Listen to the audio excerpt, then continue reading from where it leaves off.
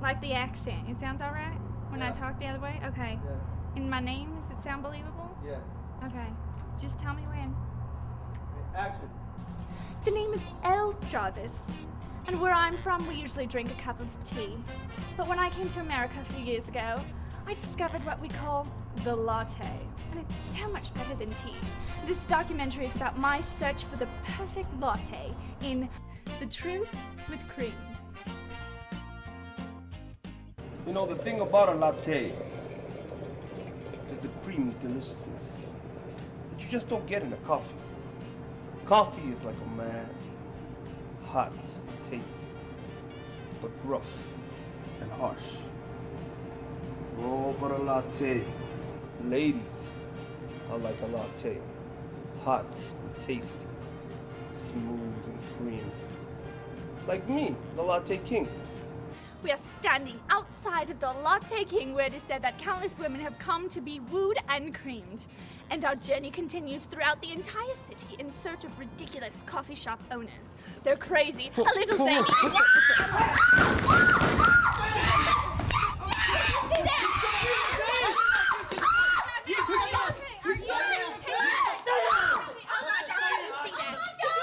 What are you doing with that camera? What are you doing with that camera? Give me that camera. Get that camera on me. Get that camera on me. All right, here we go. We have just witnessed a tragedy, ladies and gentlemen. An Iraqi man attacked a woman with a knife, and she was helpless and screaming, and this cop came and he Rodney Kingdom and beat him to the floor. We will get to the bottom of this. Another Iraqi bites the dust. What about the coffee shop owner? Oh my God, are you serious? The coffee shop owner story? Yes. There's nothing going on with that story. We just saw people get shot and killed. All right, follow me with the camera. Here we go. Ladies and gentlemen, we will find out why that Iraqi man was attacking that woman, and why that woman was so helpless, and why the air smelled so fresh in spite of the Iraqi man. Come on, follow me. Oh gosh. Do you need a glass of water? Yes, please.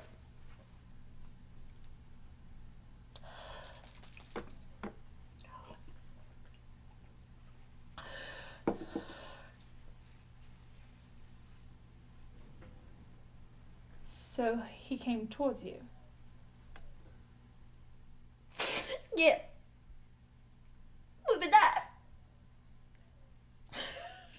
And that's when the officer... He shot him!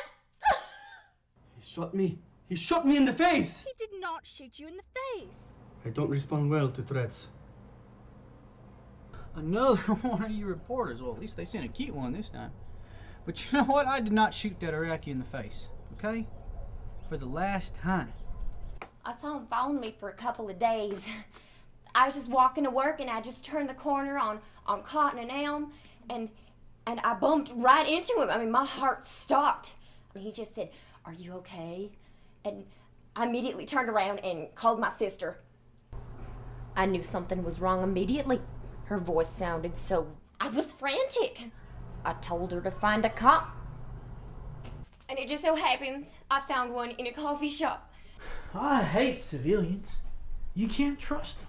So I tell this woman, wait right here while I check on things. And so I explained to him what happened, and he told me to wait there. And he went out and he looked. Then I peeked my head out that little cafe door and I could see up the street. But I also knew that I couldn't do a darn thing unless he tried something first. And when he came back, he asked me, "Ma'am, has this man threatened you in any way?" And I said no. And he said, "Well, then there's really nothing I can do." So I sent the missus on her way, figuring I'd trail both of them for just a little bit. I always wanted to be a detective. So, when that fella pulls a knife out, which is something a detective would notice, I'm ready for him. And when he begins charging at her, I'm more ready than ever. You should have seen me. I turned and pulled my gun out in one swift motion. I was like a ballerina. I was like a ballerina. Yeah. Well, I'd like to know what that looks like.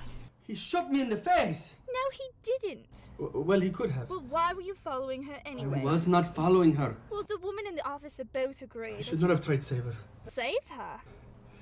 It all happened when I was sitting in coffee shop. I overheard this man talking about he wanted to kill woman. In my country, this kind of thing is normal. Here, it's not so good. So I followed him, tried to save her. I figure if she smells fresh, I get yummy latte. The Iraqi proceeded to tell us about the pursuit that he ensued throughout the day. How he followed the man who followed the woman and how he tried to save her life. But did we believe him? Of course not. He's Iraqi. Until our editor stumbled upon something in the original footage.